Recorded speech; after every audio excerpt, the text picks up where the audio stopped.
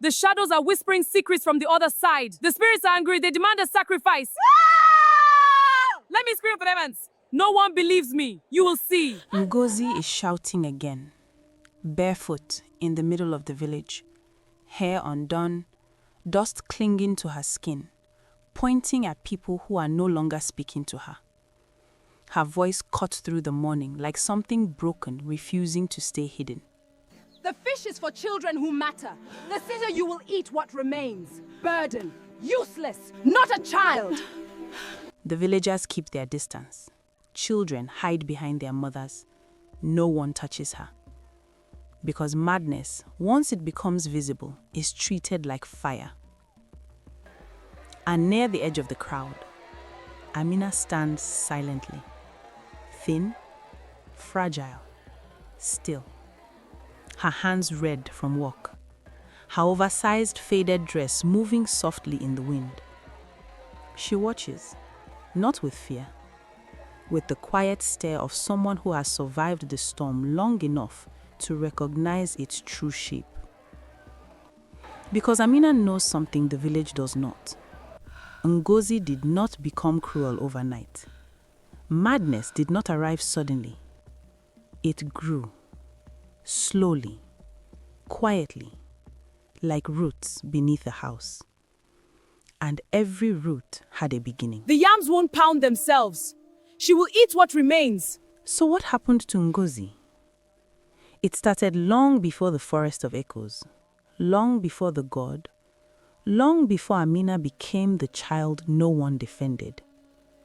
It started with a sister. Day, isn't it? In that village, there was an old rule: spoken softly, obeyed firmly. Tradition is the thread that binds us.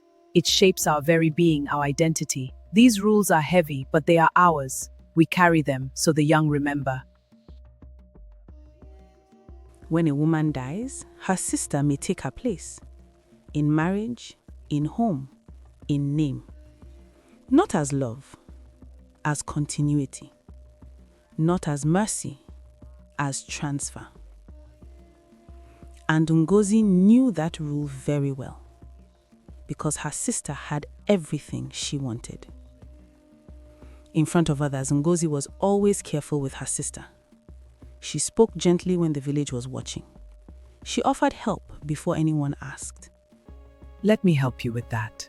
Thank you, Ngozi. I appreciate it. Of course. She smiled at the right moments, especially when people expected warmth between them. She played the role of a loving sister perfectly. But it was always timed, always measured, never accidental. Her sister was soft where Ngozi was sharp, loved without asking, chosen without trying, remembered without effort. She married Chinedu. She had the home. She had the respect. She had the child, Amina. And every time Ngozi looked at that life, she did not see her sister's happiness. She saw the life that should have been hers. Not just the husband, the inheritance, the bloodline, the future. Ngozi did not see a sister. She saw an obstacle. That is where the decision formed, not in anger, in patience.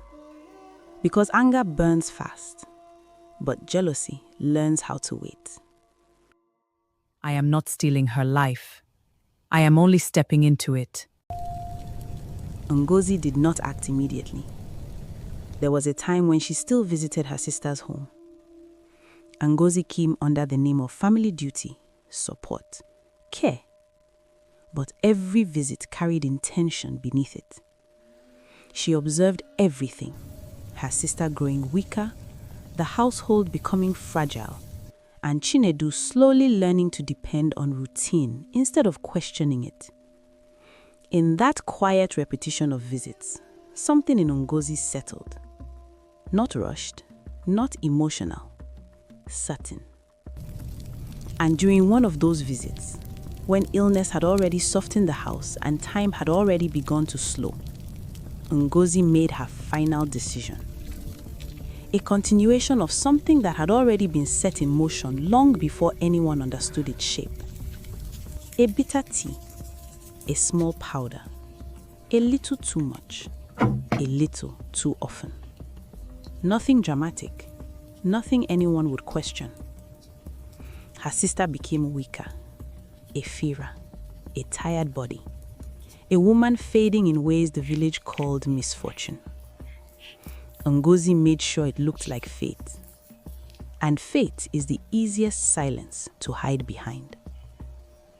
The night her sister needed help most, Ngozi was there. She heard the weakness in her breathing. She saw the fear in her eyes. She knew help could still be called. She knew medicine could still come. But she stood still. Because some endings begin with poison, and some are completed with silence. By morning, the house had changed owners. The village mourned. Our pain is a heavy burden. We must stay strong together. Ngozi performed grief beautifully, at the right volume, for the right number of days. And when she married Chinedu, no one questioned it, because tradition had made room for her. And rules make guilt easier to wear. But there was one problem. Amina remained, the child she could not erase. Auntie. Your mother used to look at me like that, before she stopped. Every time Ngozi looked at her, she saw two things at once: the sister she silenced and the life that refused to disappear. A reminder that replacement is never complete when memory is still breathing. And then there was Chinedu, quiet, passive, watching. A father who noticed too much. A father who asked too much. Ngozi, we need to talk about this. A husband who seemed to care more for the child than for the silence of the house. More for Amina than for the order Ngozi was building. And that unsettled her. He asked questions. Small questions. Careful questions. Why things were changing. Why Amina was always excluded. Why the house felt different. And that frightened Ngozi. Because memory is dangerous when you have built your life on forgetting. But Ngozi did not leave his change to chance. There were things she could not control with words alone. So she went beyond the house, beyond the village rules, beyond what was seen. She visited a man known in whispers, not spoken of openly, not invited, not questioned. A man who read people the way others read smoke. Ngozi did not ask for harm. She asked for silence inside a man's mind, for resistance to weaken, for doubt to grow heavy enough to stop action. And she paid in ways that were never spoken about again. That God must never be broken. Do you understand? After that night, something in Chinedu began to shift. Not suddenly, not visibly, but like a door slowly closing in a room no one noticed getting darker. So Ngozi rewrote the house. Not loudly, not all at once, but completely.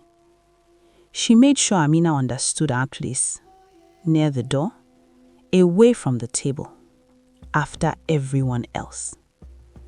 She called it discipline, but it was not discipline. It was erasure. If she is weak, she will be nothing. If she is nothing, she will disappear. If she disappears, the past will finally stay buried. That is what Ngozi told herself, again and again, until cruelty stopped sounding like cruelty and started sounding like order. But the past does not obey burial. It waits, quietly, patiently.